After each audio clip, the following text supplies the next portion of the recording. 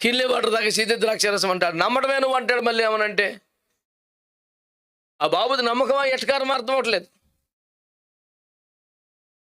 ఏమనుకుంటున్నారు? ప్రభు శరీరం ప్రభు రక్తంలో పాలు పొందడం అంటే ఒకటో మాట, అది చాలా విశేషమైంది, చాలా ప్రత్యేకమైంది, చాలా ప్రతిష్ఠితమైంది. రెండవది, అది పరలోకం నుండి భూమి మీదకి పరిచయం చేయబడింది. మెల్కీషెదకు నిరంతర యాజక క్రమంలో భాగంగా నేర్పించబడింది.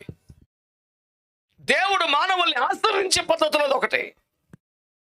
రొట్టె ద్రాక్షరసము ద్వారా దేవుడు అబ్రాహామును ఆశీర్వదించాడా, పరీక్షించాడా? ఓ అనండి గట్టిగా. అదొక ఆశీర్వాదమా లేకపోతే ఇంకేమన్నా? పరలోకం నుండి దిగి వచ్చిన దేవుడు ఇచ్చిన ఒక ఆశీర్వాదం అండి అది. దాన్ని ఈజీగా ఎట్ట మాట్లాడతావు నువ్వు? వాక్చాతుర్యం ఉందని, ఆ తెలివితేటలోని ఆ పేరు ప్రఖ్యాత ఉంది కాబట్టి, అలాగే ఇది భాషల్లో మాట్లాడతావు కాబట్టి, డబ్బు ఉంది కాబట్టి.